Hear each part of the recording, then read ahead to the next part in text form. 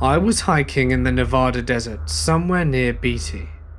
Because I'm a bored and braised Nevadan, I'm pretty comfortable and experienced in hiking by myself. So I didn't feel particularly uneasy walking around by myself. This is the only strange thing I've experienced in my 3 years of wandering around the absolute middle of nowhere. Anyway, there are a lot of small mountains and hills in the area that I was in, and a few caves too. I generally stay away from them, in case they are coyotes or something inside them. It was getting pretty late, so I was walking back down, and there's this big hill that I always pass. And at the base of the hill, there's a cave, not too big, and when I was walking past this certain hill, I noticed out of the corner of my eye that there's something blocking the cave at the bottom. So I squint, and I look at whatever I think it is, assuming it's a coyote, and it's this dude. He's crouching by the cave with his shirt off, and he hasn't seen me yet. I thought about calling out to him to see if he was okay, and whilst I'm standing there, he turns to look at me. I was thinking, oh okay, maybe he needs help with something. Maybe his dog ran into the cave or whatever. I raise my hand to start to wave, and this guy stands up really slowly, and then he charges at me. He runs quite strangely, with his hands by his sides, poking out kind of like an L shape. He's about 100 or so yards away, so I just stand there for a moment, dumbfounded, because I have no idea what he's doing. It becomes very apparent that he's not so friendly, so I haul ass out of there. I'm a thick guy, and I'm not particularly afraid of being caught, just very confused. I see the road I started on far away, and I plan to cross it and run straight into a shop or something, when the dude starts making strange noises. He's yelling in a weird, kinda tired but guttural way, and I can hear that he's slowed down and is far behind me now. He just keeps yelling these weird noises. I'm not sure if it meant anything, but after I got some distance I heard him throw a rock. I kept running until I got to town, and can still hear him yelling behind me.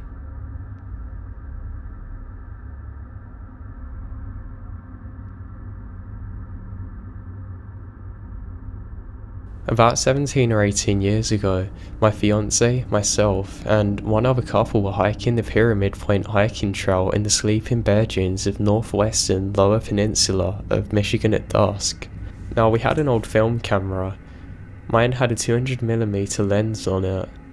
We got to the overlook, which overlooks northwest over the Mantinu Passage over the Mantinu Islands. We watched the sunset and entered the late dusk period that seemed to last forever during a northern Michigan summer.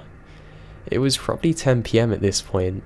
There were high winds and solid waves breaking on the shore below us. The Pyramid Overlook Point is maybe 200 feet above Lake Michigan, but it didn't look rougher than many evenings on Lake Michigan, where 5-foot breaking waves are fairly routine, with fairly high winds and crashing waves providing great noises to sleep at night. We were camping elsewhere though. There's no camping at this trail. While standing and talking, we see a light flash once, out in the water between the islands and the mainland. It's in the vicinity of North Mantilou Sol Lighthouse. We stopped and looked around, but we weren't creeped out by it. After all, boats were going up and down there fairly regularly. I grabbed my camera to look through the lens, and I found what appeared to be a small boat. It was difficult to tell with a 200mm lens. It's a 7-mile wide stretch of water, and the nearest island is probably 3 or 4 miles away from the light. We had flashlights, so we shined our light, which from several miles away might not have been very visible, especially not in the direction that we were shining it. Immediately the light came back and started flashing SOS in Morse code, which given us a huge surprise.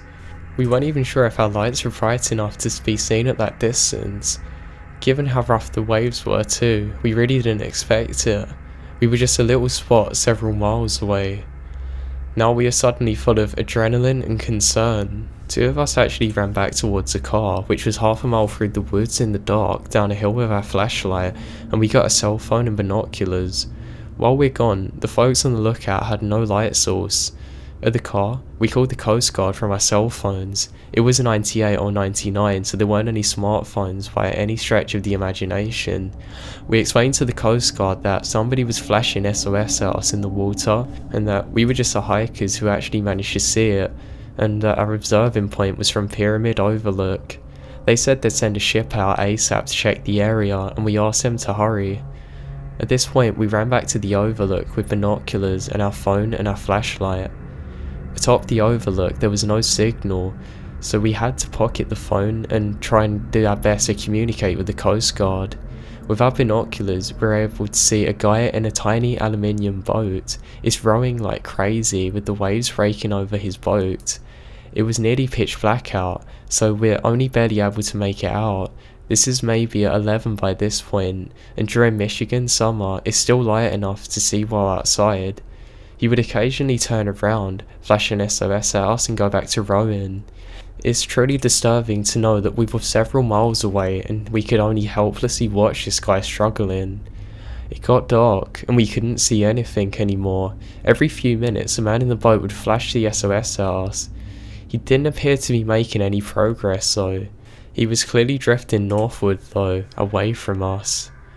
Every time he'd flash, we turn on our flashlight and shine it back at him for a few seconds and turn it off. We don't know Morse code and we had no signal. We stood there and watched him for what felt like an eternity.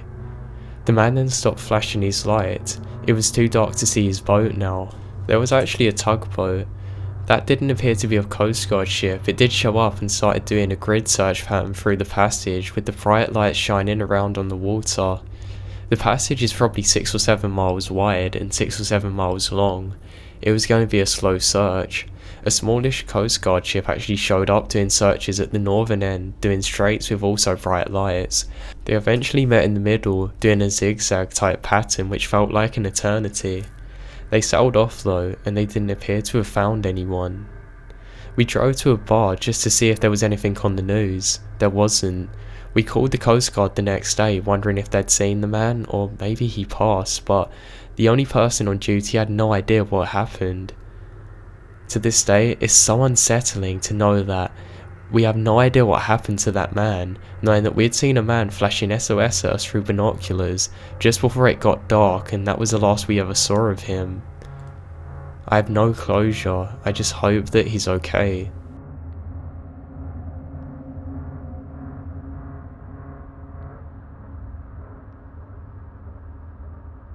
I was hiking alone, out in the Flinders Ranges in Australia, and started to set up camp by an empty creek of pebbles, which was softer and cool, unlike the surrounding terrain.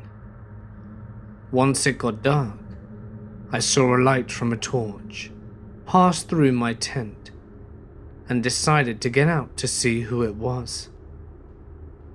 About 20 meters away, there was an old man in rugged clothes, with weird dead things in his hat.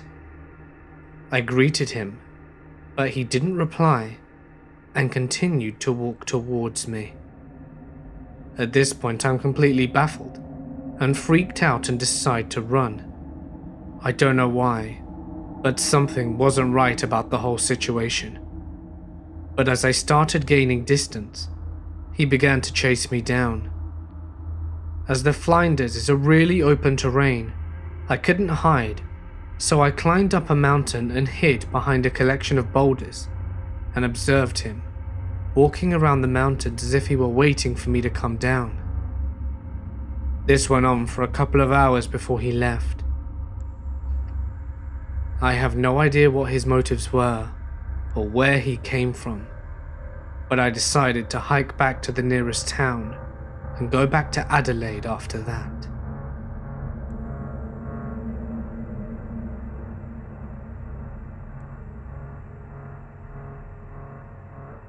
This isn't my story, but my father's. Now my father used to have a business in maintaining the woods. It's a thing in my country, It basically means cutting down dead trees and hauling them out of the area. This meant that he was out in the woods all day, and he was usually allowed in places that normal people weren't allowed to go, as ruled by a forestry commission. My dad was working in the early morning when he suddenly noticed a car in the middle of the woods. It drove through a small path, normally only used by foresters. It wasn't a car from the commission, so he thought it was very weird that it was there. However, my dad was alone, and in the 80s, he didn't have a phone or anything, so he wasn't able to contact anyone. Since it was in the middle of nowhere, he had to ignore it. He kept on hauling wood through the woods with his horse when he suddenly heard men speaking. Now, my dad is a brave man and strong as a bear, so he just decided to take a quick peek to see what the hell was going on. As my dad was able to look through the thick thrushes, he could see the men. They were digging a hole. My father decided that something was wrong with this and he didn't want to interrupt them, and decided that he would keep working throughout the day like nothing ever happened. He made sure to keep some distance between them and the sites he was at.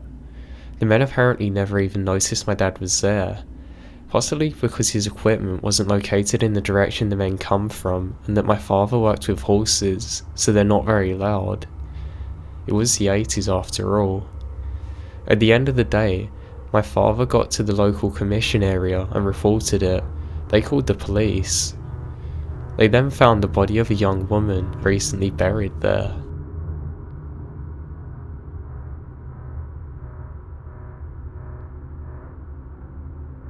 I used to work for Noranda Explorations as a geologist assistant in Canada, Northwest Territories. Once I was out with a geologist in a two-man camp right by a lakeside that would travel the area by zodiac. We were approaching our campsite around 3 PM one afternoon, and we could see our sleeping tents were trashed. The area was filled with black bears, and we obviously scared one away. It was strange as it didn't touch our meat pit or our kitchen tent. We were forced to sleep in the kitchen tent, and there was one open food, just canned goods.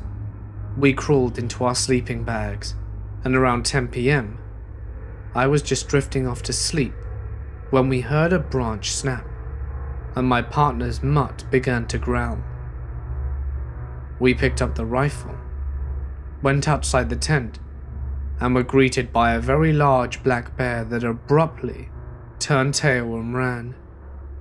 We ended up moving our camp the next morning to an island, but had to work in the very same area, and just played on your mind that you'd come across a bear sign, and there were times I would be alone with only a K-bar and spray for protection.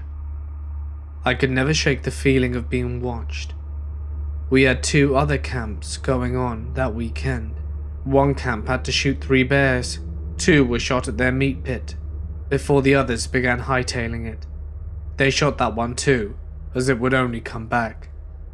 The other camp was on an island, not far from land, and a bear made its way out there. The geologist shot it, but only wounded it, as it was a very dicey situation before he was finally able to kill it. I worked 2 years and never had a summer like that before. Like I said, I became very paranoid and anxious about working alone, and called it quits after the job was finished.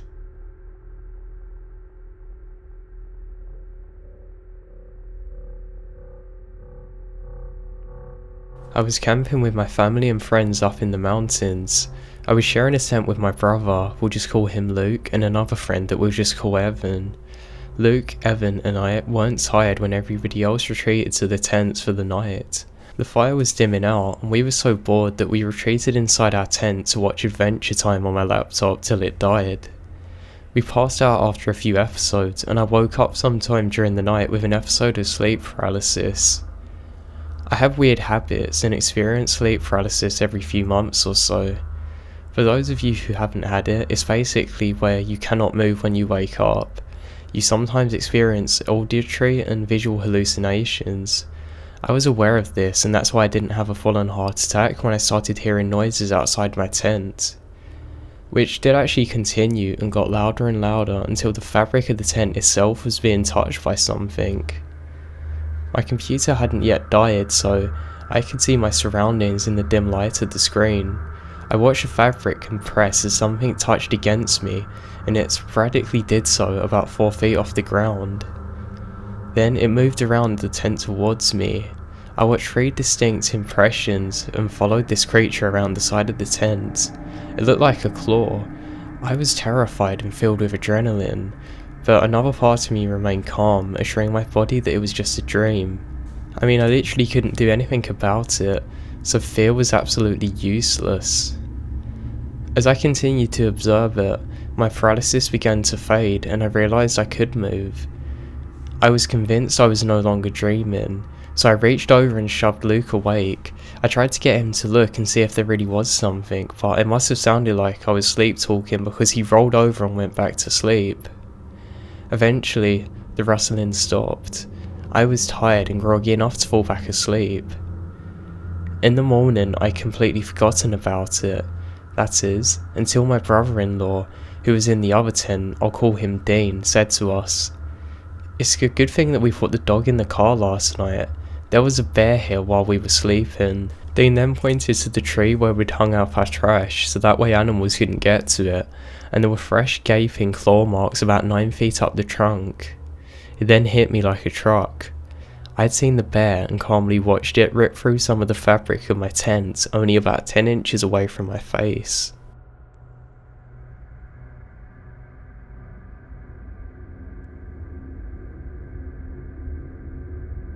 So this batch of new recruits are a week into their enlistment, and one guy wants to win the Best Recruit Award, and is trying his best to shine at every opportunity possible, bootlicking included.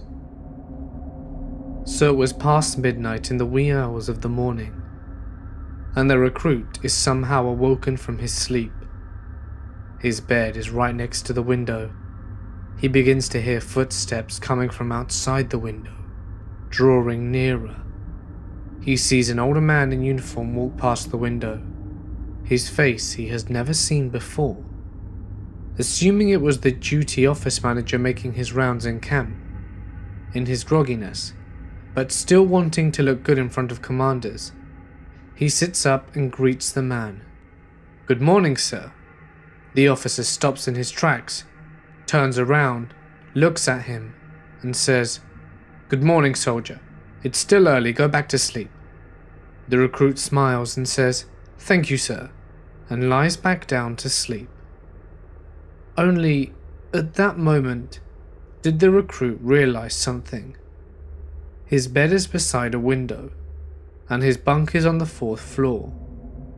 There is no way a man could have been walking outside the window, 4 stories up, in mid-air. Who exactly was outside his window?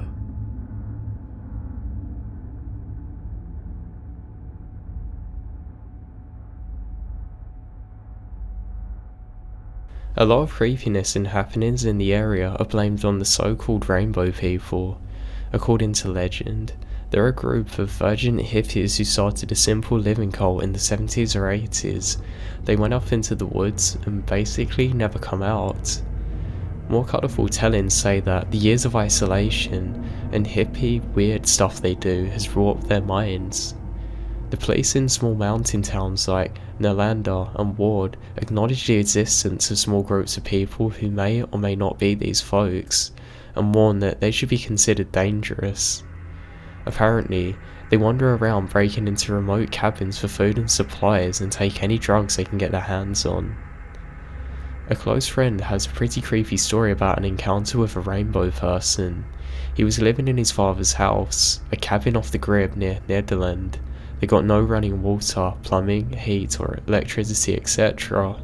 He had a room on the ground floor with a bed directly underneath a large glass sliding door that directly faced thick woods. One night, he was awoken by the sound of something tapping at the glass. He checked his watch and it was around midnight.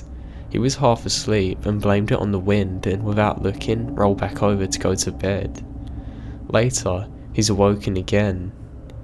He says that it's about an hour later to the exact same tap-in. He now realises that something's up.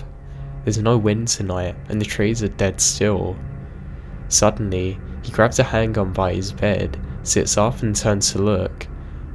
No more than 5 feet from him, on the other side of the glass, is a frail, hairy, dirty, ghastly looking man with tattered clothes and bloodshot eyes, staring right at him. At the sight of his gun, this guy scampers back into the woods, but apparently he'd been standing there, tapping and staring for at least an hour.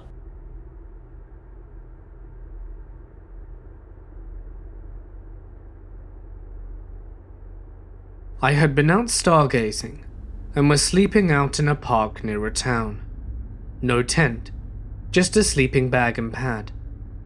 This was a fairly popular area for joggers and walkers, and I had found a nice spot in a field, a few hundred meters from the top, obscured by tall grass and bush, but with a nice view of the valley below and mountains in the distance. It was very nice, and I saw some shooting stars, heard coyotes singing in the distance, and slept very well since it was a warm summer night. In the morning at the crack of dawn, I was woken up by one of the strangest performances I've ever witnessed. Above me on the hill, I could hear some kind of chanting. Due to my concealed location, I couldn't actually see what was going on, and I wasn't keen on moving to a better vantage point, lest to be seen by the group. A man's loud and deep voice was half chanting, half shouting in a language I couldn't identify. It sounded like Latin, and it was definitely not Spanish, although he kept repeating a word which sounded similar to Diablo, Spanish for the devil. There were other voices too, but he was clearly leading whatever was happening up there.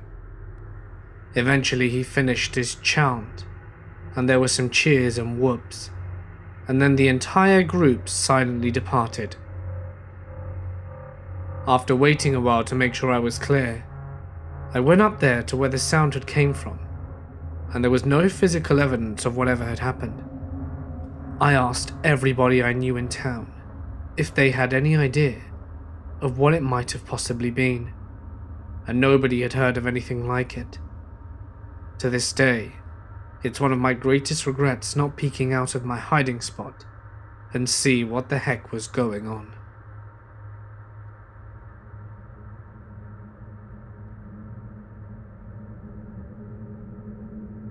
I'm not convinced that there's an afterlife or such things as ghosts or demons for that matter, but I once saw something in the woods that felt so unnatural it made me second guess how I see the world. I was hiking up a hillside with thick trees everywhere in the middle of the night during a long weekend. Some friends and I decided that we would hike to the top of the hill and let off some fireworks. Approaching the hill and surrounded by the base of the hill was a high rolling grass valley. It was around midnight, so it was full of the moonlight and the mist. It was like something out of a horror movie. The strange part is, I wasn't nervous or scared or anything. I was having a great night with my buddies. I didn't have any of my defences up. My buddies and I just hiked in a straight line through the rolling grass valley, approaching the hill. Suddenly though, something caught my eye. To my immediate right, I saw a tall, shadowy figure standing perfectly upright on the top of a small grassy hill. It was standing there right next to a large dead tree. Now I couldn't make out any details. Both the tree and the tall figure were silhouetted under the moonlight.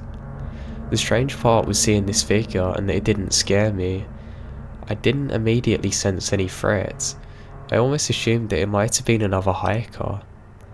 I passively turned my flashlight on and that's when it happened. In an instant, as my light hit the spot where the figure was standing, it instantly moved just outside of the range of my flashlight, like it teleported or something. But just as vividly as I saw it standing in its initial spot, as my flashlight hit it, the figure moved again, and I could see it standing just outside the range of my light again. My breath paused. In an instant wave of dread, something felt 100% unnatural about what just happened.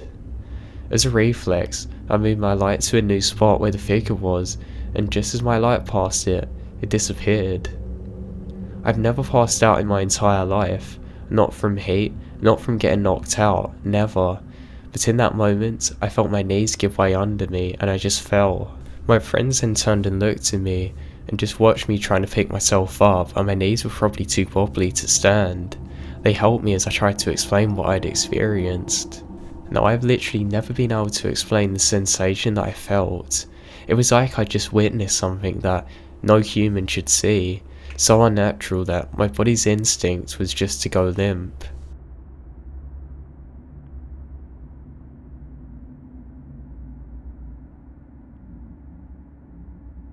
Varmint control for ranchers with free-range cattle. About 2 hours south of Tuscan, in the Sky Island. I arrived and parked my vehicle at the mouth of a small canyon and set up a shelter about 10 feet away.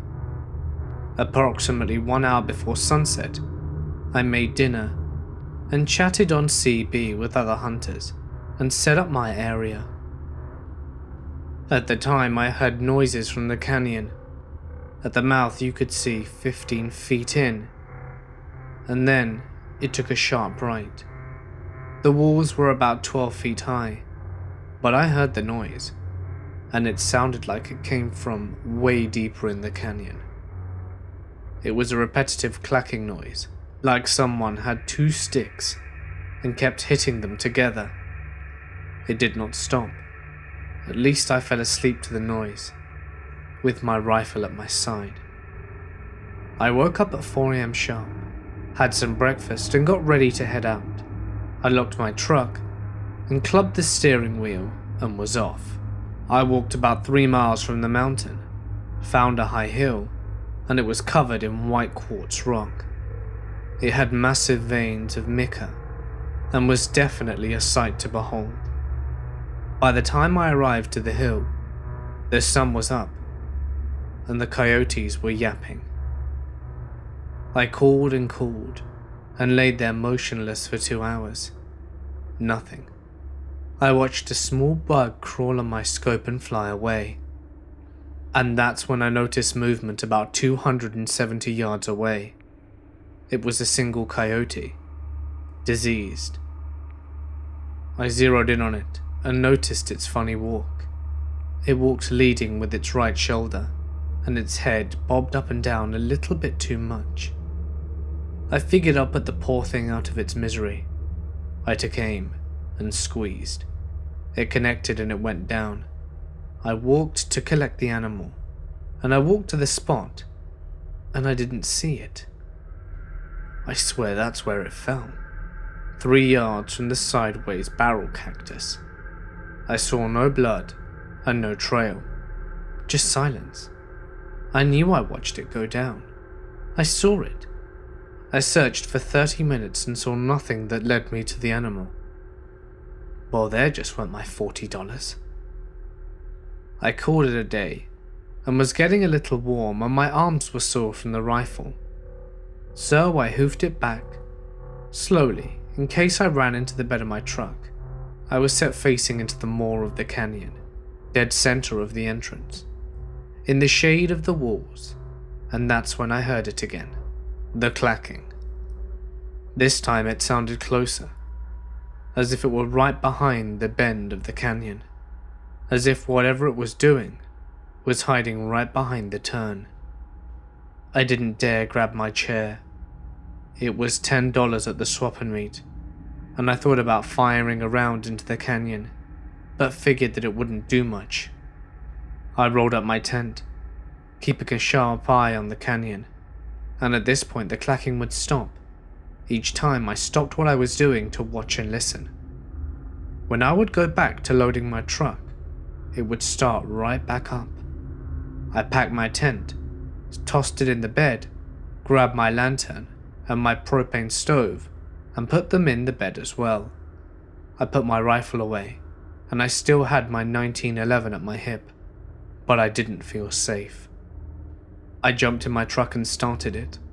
I watched the canyon. Nothing. Not a sound. Just the low rumble from the cold started truck. I let her run a bit and warm up. At this time the canyon was filled with sunlight as it was noonish, and I felt a sense of bravery, and I wanted to take a quick peep around the bend of the canyon. So I let my truck run, grabbed my pistol, and I approached the canyon. I stood at the mouth, listening for any shuffling, clacking. But there was nothing.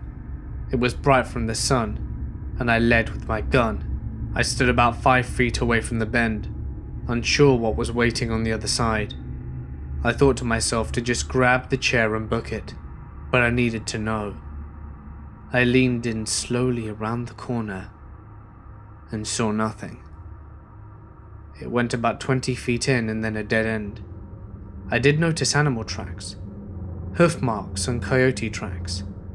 I didn't notice any animals during my stay, and these prints looked fresh.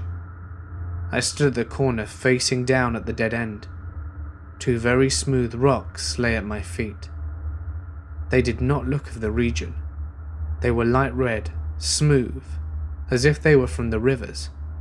I turned away, grabbed my chair and drove off. I felt as though I was being watched. I swear there were eyes on me, and they knew that I knew. I felt like a game, like they were the mouse and I was the cat. However, I wouldn't chase.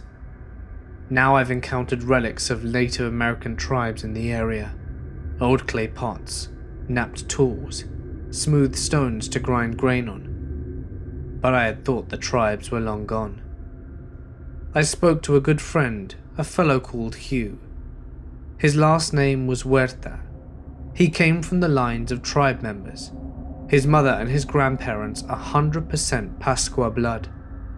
His father was Mixtec, and he spoke of the medicine men that would curse animals and was said to be shapeshifters, evil beings that were turned the wrong way from the magic. He said what I had experienced was from one of the spirits playing games to get me away from their lands. He said he'll have his abuelo pray for me and that I should stay the night at his parents' house, and was blessed so that I would be safe. And so I did.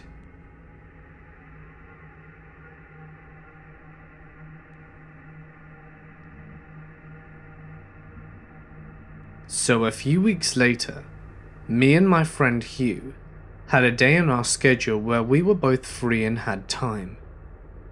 We made the day to head out to the spot and maybe look for clues or see if the rocks were still there. Hugh said his elders would disapprove of this because it attracts bad spirits when one messes with them. He felt like the area needed closure, that a prayer would maybe cleanse the spot of the evil. So we made a lunch, loaded some supplies, and headed out around 2:30 a.m. We arrived just as soon as the sky began to lighten up. It was still dark, but to the east the sky was waking up. I drove and stopped the truck about 300 yards away from the canyon. It was silent in the desert. Not even a cricket was chirping. No birds were singing. No coyotes were laughing. It was dead quiet, and we were being watched, Hugh said. We are not of the area, and they all know it. He had his way of speaking in riddles, and he was very poetic in his words. No wonder he had trouble getting dates. We hiked to the area, and we arrived at the campsite. My firing was still there, and there were animal tracks going in a circle of the firing, as if the animals were dancing around the ring. It was almost too perfect to be planned. I was scared, and Hugh seemed at peace. I watched his face and I felt safe with him. At this point, there was a light, but the sun was still hiding behind the mountains to the east. It was still quiet. Hugh made his way to the canyon and stood at the mouth and looked on it. He had a smaller leather pouch with him. It had herbs and some local plant life deemed medicinal by his people.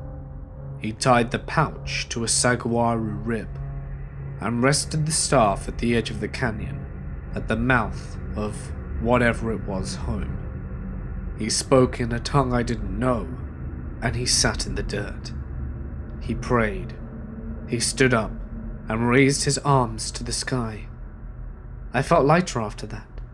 I felt as though this fog was lifted, and almost immediately I heard birds and crickets. It may have been the sun rising, but to me, it seemed like his prayer shooed the fog away. It seems almost fairy tale what happened that morning, but my parents have told me that Native American magic is not something to play with. That they themselves have experienced weird things going on when they travel in Native American lands. My father is Christian to the max, but he still believes that evil lurks with the corrupted native spirits. It may be that we live in the Southwest and we grew up with those stories, but I'm not sure. Hugh was struck with a nasty flu 2 days after the encounter. He was bedridden for a week. I visited him every day. I was told he was being attacked by the spirit for intruding on its territory. It was flu season, but still it seemed very well timed. He was treated with herbs and prayers, and I chalked it up to him having a badass immune system. But I digress. He tells me to this day that we should have never have gotten to the area challenging whatever it was. That was a force beyond us, and we can't do anything about it. His family tells me not to return to that spot, that the evil will follow me, that it will remember my face, and they prayed so that it may forget it.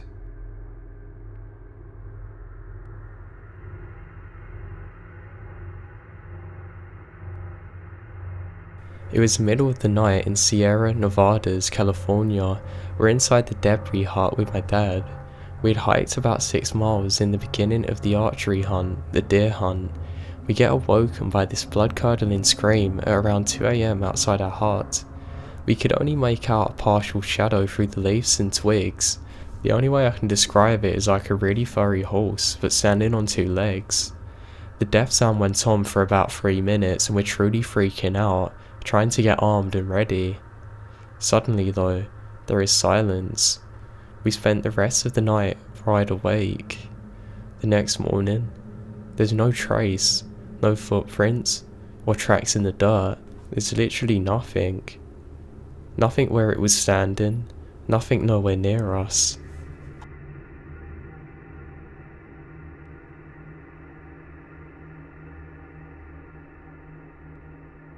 Nine years ago, I was camping in northern BC with a group of friends. It was around 10 PM and we're in the middle of nowhere, roughly 50 kilometers away from the nearest town. It was super dark outside. We were sitting around our fire and just listening to tunes and drinking beers, etc. At one point, we see a light up on the mountain across the lake from us. Now this was a decent sized lake. I'd say roughly 5 kilometers across and surrounded by mountains. So as we noticed the light, assuming that it's other campers that wanted us to visit them, we flashed our flashlight and attempted to communicate. First, we flashed our light twice. They flashed back at us twice, then 3 times. We were brainstorming about going for a hike to go and meet them when the light suddenly increased in intensity, then proceeded to fly off from one side of the massive mountain to the other and one side of the lake to the other. It then sat there and flashed at us a few more times, but we turned off our light and we were absolutely terrified. I just remembered how scared I felt going into my tent and putting my sleeping bag over my head, just out of pure fear. I fell asleep and was awoken and everything was fine, but for some reason, there was roughly half a dozen dead, really big toads outside my tent. What the hell? I still wonder what happened to this day.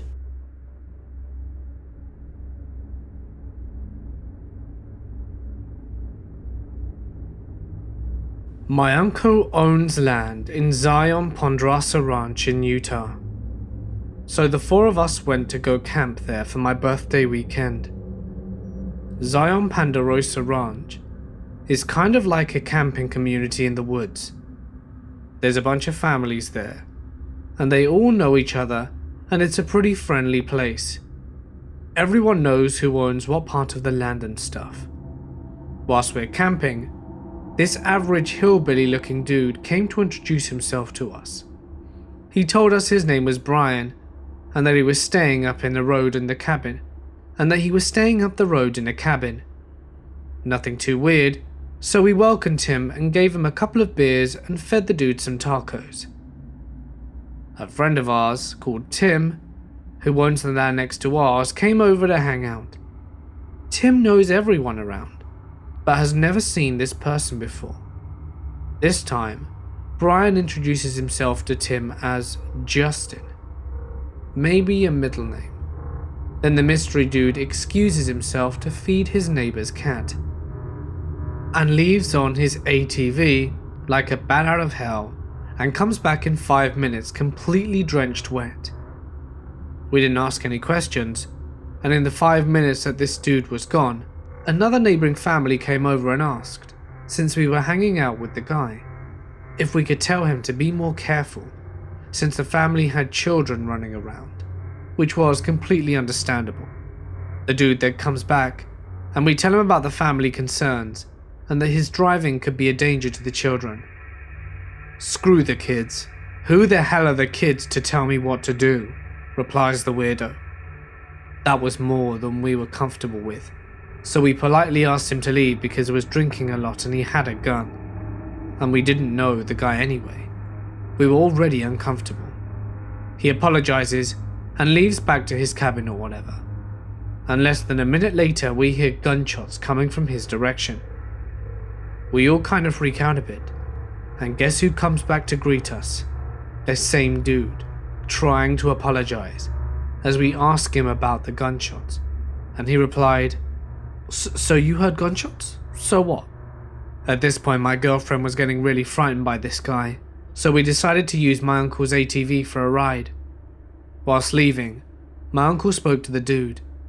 I blocked out their convo, but I definitely heard him say that he needs to take the Hitler stance on the subject, so they wouldn't walk all over them and destroy the country. When we got back, the dude was gone, and we went to sleep for the night. At 4 AM, I was woken up by the sound of an ATV coming very close to our camp, and stopped there for a while, before going back the same direction he came from. I'm 90% sure it was from the direction of the crazy dude's cabin, and in the morning, we went to the office administrators to warn about the weird guy, and no one seemed to know about him. Fortunately, we never saw him again after that, but it still creeps me out, the danger that we were in with him being nearby.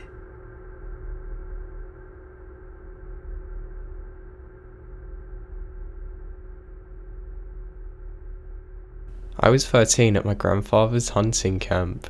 My uncle had just bought a new camera to hunt with and wanted to go and test it out, so he set it up out in the woods. I got the brilliant idea to go up in the woods with 2 of my other cousins and moon it, so when he checked the card, instead of wildlife, he would have seen some lovely butt cheeks. Hilarious to a 13-year-old's mind. After some convincing, my other 2 cousins were in, but we had to go under the cover of darkness. So we set our alarms for 3 AM and pass out. By 3:15, we're all sneaking outside, throw on our headlamps and start walking. We know the camera is about a mile away. The trail goes over 2 pretty big hills. The camera is in the valley on the far side of the second hill. We started walking as normal. Everything's good. The excitement starts building and we're pretty giddy about what we're about to pull off. After a few minutes of brisk walking, we get to the top of the second hill. Now my older cousin, who has much better knowledge of the area, stops as he gets to the very peak of the hill. I make my way to the top. I then see why. Off in the distance, about 400 yards away, is a spotlight. It's bluish and white colour. The thing actually illuminated half of the hill it's pointed at. It's crazy bright. My cousin actually tells us that we gotta turn off our headlamps just so we can see it better. All 3 of us are now staring in absolute amazement. We stand there in silence. I actually started to get freaked out though. Aliens is the first thing that comes to my head. I told my oldest cousin that we have to leave. I turn on my headlamp and turn around, about to head back to the campsite. As I turn my headlight back on, the super bright blue light starts to slowly turn and stops right on us. No bobbing or movement, just extremely slow and smoothly, and it does a consistent pan right over our area, just inching as slowly as possible. At that point, we note the hell out of there, with my cousin right behind. I get inside and go straight to bed, pretty much freaking out. Flash forward to the next morning. All three of us go back to the same spot and then proceed to go to where we thought the light was. Now there's no boot marks, no light, nothing. To this day, I still have no idea what the hell that was.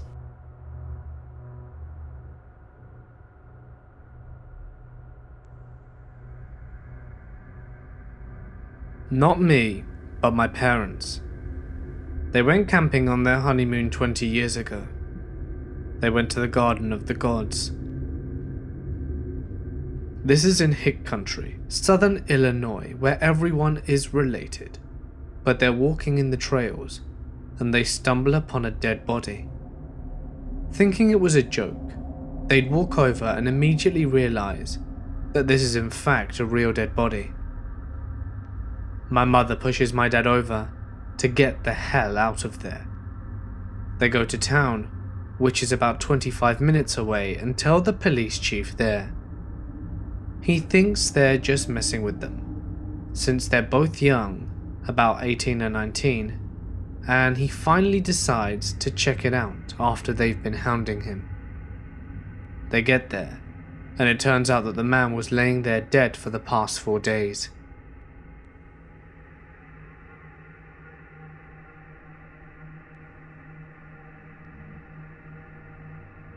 This was maybe 7 or 8 years ago when I was 20 and messed me up in a really bad way. I've been messing up my life because of drug use for the past year, but after lots of help and love from friends and family, I was getting my head cleared. Almost there. Above the black tar hell that I got myself into, I decided to get out of the city and drove 2 hours out to a smaller town in Missouri, where Google Maps told me to go to a small campsite and there was water by it. I knew there shouldn't be very many campers there because how cold it was. It was about 40 or so at night.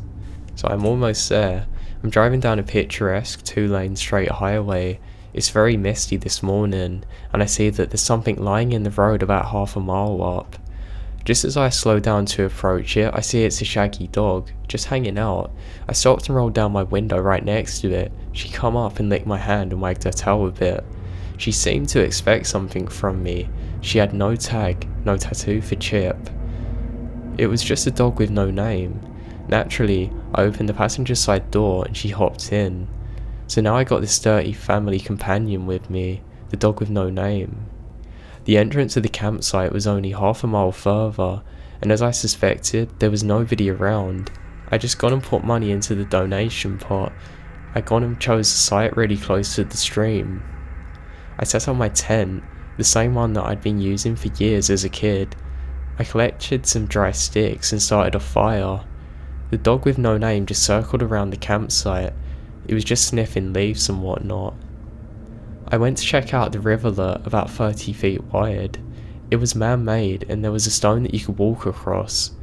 The west end was a lot deeper though, sort of pulling at the dam, maybe an 8-foot drop into the calmer streams. Instantly, I wanted to go on, cleanse myself and maybe baptize myself. I grew up in a Catholic church, so I just thought why not? The dog sees me scoping it out and he's just watching me from the campsite. Now I can't bring myself to go down though. I'm hugely disappointed. It's cold and I don't really want to get cold and I don't have a towel, but I wanted to get baptized, but I had to give up on the idea. So I go back and get some cigarettes, eat hot dogs with my dog. Still with no name. Night falls quickly after this. I meditate a bit and I roll inside the tent to sleep. My buddy sleeps inside the tent next to the sleeping bag. This dog was awesome, and I still couldn't call it a name. Now I woke up for some reason that I can't put my finger on. Now the main source of heat for me was that dog, but it's missing now. I quickly jump out of the tent, and there she is, just sitting waiting for me in the pitch black, wagging her tail. It's very strange. It felt like somebody or something is telling me to get back down into the river and do the same thing. We walk down the short trail together, shrouded by darkness. It's even colder than before, but I start to drip away, standing on the chilly stones of the dam. The dog with no name just sits on the edge of the river staring at me. Now, I'm just staring into the pitch black inkiness. I should mention that I hate swimming, especially when I can't see the bottom of where I'm swimming. Now my fearful imagination takes over and I freak out. So I stand on that dam forever, not sure what to do. I just think screw it and dive in. It was cold as hell. It was scary as hell. When I come up in the air, I was thrashing wildly towards the dam, stumbling to get back on the stones. I shook out my hair and to my surprise, the adrenaline helped me keep warm. As I pick up my clothes and shoes, I look over for my buddy at the river's edge. The dog is nowhere in sight. Back up at the campsite, I'm looking around, gently whistling. I am more awoken now, so I go ahead and start another fire. It's just as it's starting to break dawn. I have another hot dog for breakfast and I figured that she'll just come back. Now the trip feels complete. As I start my car up, I check my phone. There's an hour time difference between the two. This happens to fall on daylight saving time. So I'm not calling this a supernatural rip in time, but it's funny how things went down. The exact time it would have been was around 3 AM to 4 when the dog disappeared, and that dog never showed up again. I'm not too big into the spirit world, but I honestly think that that dog must have been there to help me. And what are the chances of a dog randomly showing up in the road in literally the middle of nowhere? And how did it disappear from my sight within a second without a trace? Why did it not come back for food? I don't know, I just find it all weird.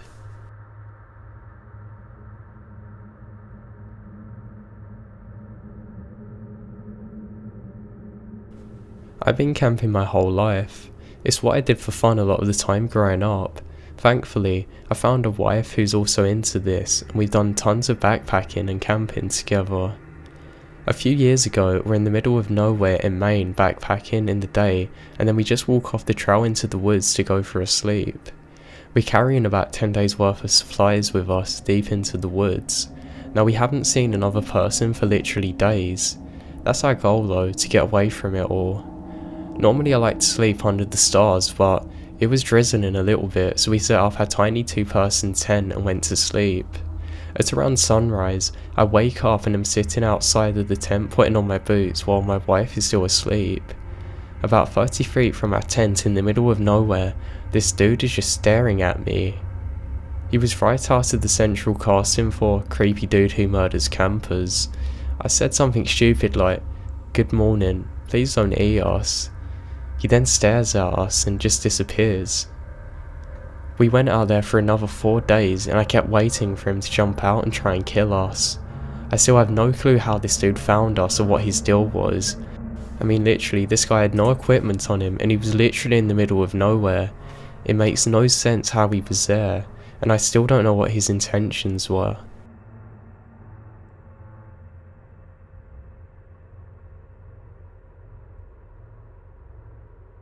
I had a strange experience driving between LA and Las Vegas, like some of these stories.